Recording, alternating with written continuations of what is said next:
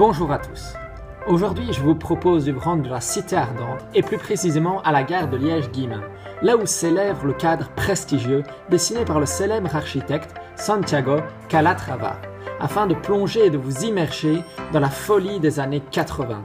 Le but est de mieux comprendre cette liberté nouvelle et l'influence de cette décennie sur notre monde actuel, en balayant tout un panel de sujets, en passant par la musique, le cinéma, la politique, l'humanitaire ou encore même le sport.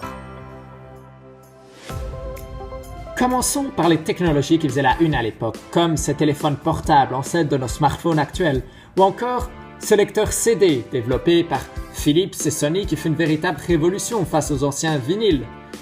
À cette époque, de nombreuses entreprises comme Apple se lancent également dans la construction d'ordinateurs personnels. Le Walkman de Sony permet même de transporter sa musique partout avec soi, et la console de jeux vidéo se développe, ce qui donnera plus tard les consoles que nous connaissons. En politique, les Américains et les Soviétiques mènent la fameuse guerre froide, qui touche tous les domaines, tant politiques qu'économiques ou encore même militaires. Une course à l'armement nucléaire est ouverte, mais les années 80 vont voir s'amorcer la fin de ce conflit. Dans l'actualité, de nombreux journaux et magazines apparaissent ou se répandent comme The Economist, Le Vif, Time ou encore Paris Match. Le 19 octobre 1987, les banques centrales américaines et allemandes s'écroulent après une forte inflation. En quelques heures, Wall Street s'effondre et connaît une chute de 22,6% de son indice Dow Jones, qui est un indice de santé économique, pulvérisant le record de 1929. L'onde de choc se propage de façon fulgurante. Le taureau Charging Bull est installé à Wall Street sans autorisation préalable afin de symboliser la force et la puissance du peuple.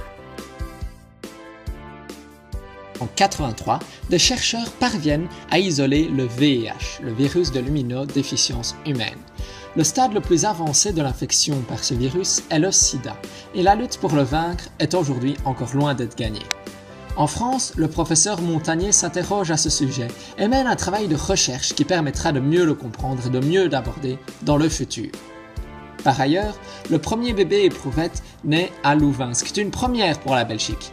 Cette avancée dans le domaine médical témoigne d'un grand progrès qui était alors mené afin de faire avancer la médecine.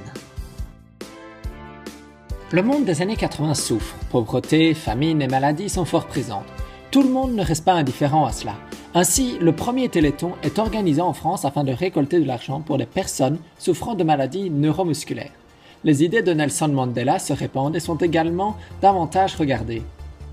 En 1985, Coluche fonde les célèbres Restos du Cœur en France, qui sont une aide alimentaire et une aide au logement aux personnes les plus démunies.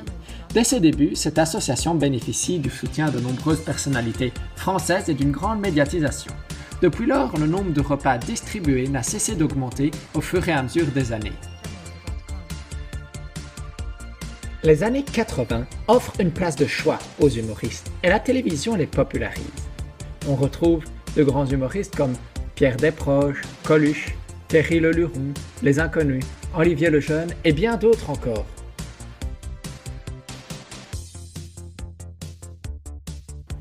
La musique des années 80 constitue une véritable révolution avec le développement du vidéoclip mené par Michael Jackson et sa chanson Thriller et avec le développement des nouvelles technologies. Ces dernières permettent d'agrandir le spectre musical et l'apparition des synthétiseurs polyphoniques et des boîtes à rythme font exploser la création musicale. On voit alors apparaître de nouveaux styles comme l'électro ou le hip-hop. Le rock, quant à lui, se consolide. Chaque artiste possède sa propre personnalité. De nombreux chanteurs acquièrent alors une notoriété. C'est le cas de Renaud, Michel Berger, Johnny Hallyday, Daniel Balavoine, Patrick Bruel, Jean-Jacques Goldman, France Gall, Image, mais également des chanteurs anglophones comme U2, AC/DC, les Beatles, David Bowie, Michael Jackson, Elton John et bien d'autres encore. En 1983, en parallèle avec cette explosion musicale, un nouveau mode prend place. Les discothèques deviennent les temples de la vie nocturne. Les musiciens font alors place aux DJ. Dans la bande dessinée et le dessin animé belgo-français, de nombreuses habitudes sont bousculées. Ce monde s'adresse désormais à un public adulte et fait réfléchir en utilisant les ressorts de l'humour. Les personnages les plus connus émergent alors, comme Spirou, Goldorak, la Marsupilami, Capitaine Flamme, Belle et Sébastien, Inspecteur Gadget, les Schtroumpfs ou encore Dragon Ball. Dans les années 80, le cinéma traverse également une crise structurelle. La politique des films à gros budget va se développer et va permettre à Star Wars, Indiana Jones ou Rambo d'envahir les écrans. Le cinéma américain va alors reprendre d'importantes parts du marché et on va voir apparaître E.T., Retour vers le futur, Batman et Pretty Woman, tous des films cultes. Dans le monde francophone, Luc Besson s'illustre et l'humour prend de plus en plus de place avec par exemple Les Bronzés font du ski ou encore La Chèvre. C'est également l'époque des grands sportifs qui marquent les esprits dans tous les domaines comme Jean-Michel Sèvres, Ingrid Lempereur, Yannick Noah, Carl Lewis, Michael Jordan, Mike Tyson, Ayrton Senna, Thierry Boutsen à la Prost ou encore Diego Maradona dans le football. En parlant de football, notre équipe nationale se qualifie pour les demi-finales au Mondial au Mexique.